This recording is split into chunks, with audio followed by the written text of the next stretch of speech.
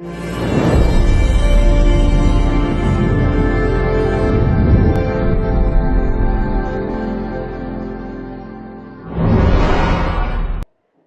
was actually full of apprehensions of how vulnerable I would be or how vulnerable I was back then when I was going through all this.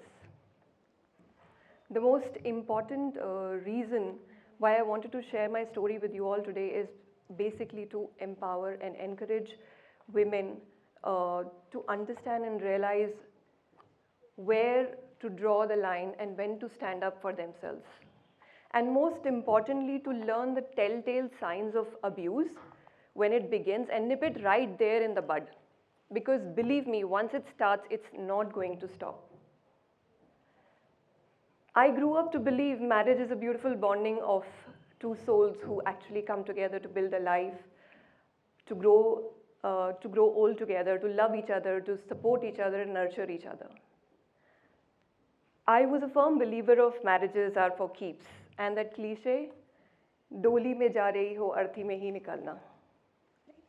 Little did I know that this was going to change very soon. To actually begin my story, I'll have to take you some 25 years back when I was way much younger than I am right now. I was a very happy-go-lucky, hopelessly romantic, a little stupid, naive kind of a person that I was.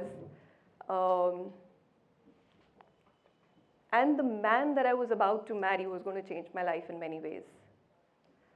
I wouldn't say that I did not have good moments. Yes, I did, but there is always a but. Yeah?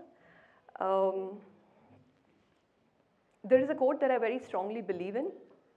If you don't respect me, I don't respect you. You call it ego, I call it self-respect. In the beginning, the first few years, everything seemed to be pretty fine. Although there were telltale signs of aggression and temper tantrums, but I dismissed them. Rather, it actually never occurred to me what a whirlwind I was getting into. It was like cancer. We all don't think we can get it unless we actually do. Okay. It was the night of 15th December when my daughter was barely 2.5 years old. A small fight turned bitter and ugly, and I felt the aggression of a man on my face, on my body, and I was treated worse than an animal. In fact, some pets at home are treated with more love and care.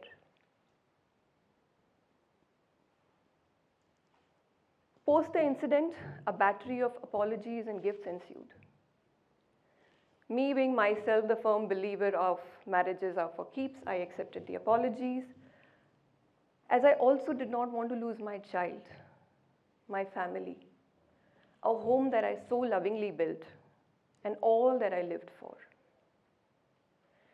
After every humiliation and apology, I stayed back. After every humiliation and apology, I stayed back. Humiliation and apology. Not realizing what I was going through was a cancer called domestic violence.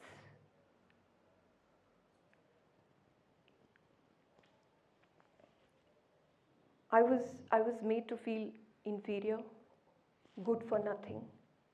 Whatever was happening was because of me. I was the one who was provoking him. I was the one who was instigating him. In short, it was my fault.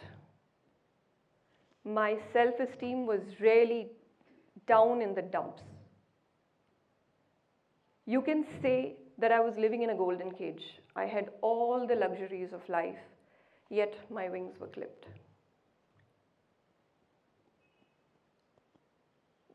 I had to hear so many hurtful and obnoxious things, and one of them being, "What have you contributed into this house?" Well, really, actually nothing. Maybe nothing. The emotional blackmail was to the extent of he trying to attempt suicide.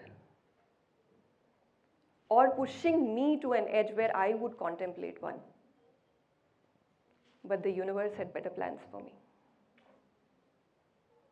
I cannot attribute this strength to anyone else but the divine forces who gave me the courage to walk out of that 14-year marriage along with my children and rebuild our lives without the monster.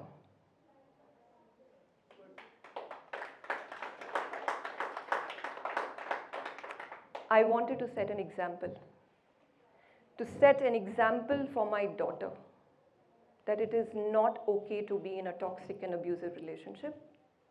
And most importantly, for my son to understand that it is not okay to be a wife beater or disrespect her or any person for that matter. Do I resonate with some of you here? Yeah.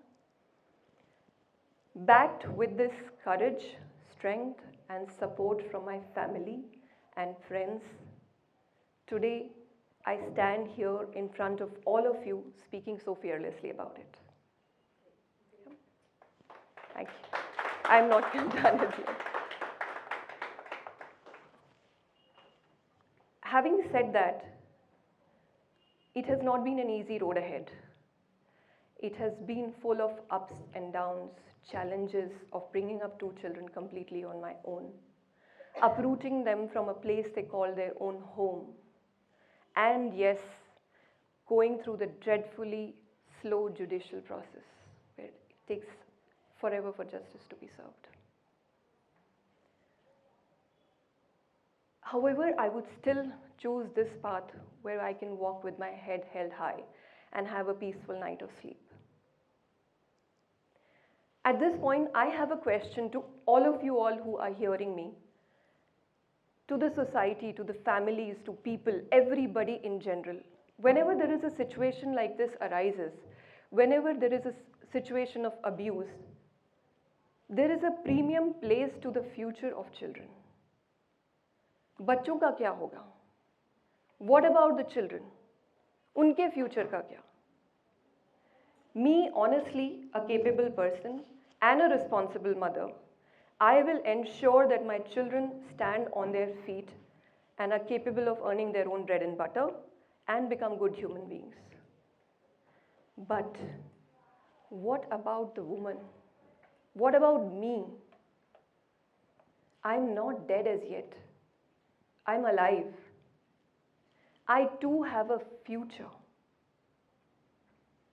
which is full of dreams, aspirations, yet unfulfilled. I'd like to leave you with this thought and a short poem.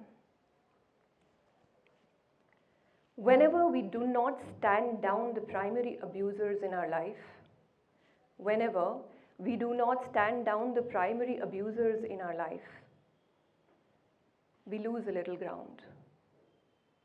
We fade into the night and we die a little inside. Rising above may seem like a temporary balm, but it is important to come back to our bodies and speak about it. As important as it may seem to reach a stage of genuine forgiveness, it is equally important to assert the boundaries with those who have violated ours. It may very well be the reason why they came into our lives, to recognize and claim our own value. Thank you all.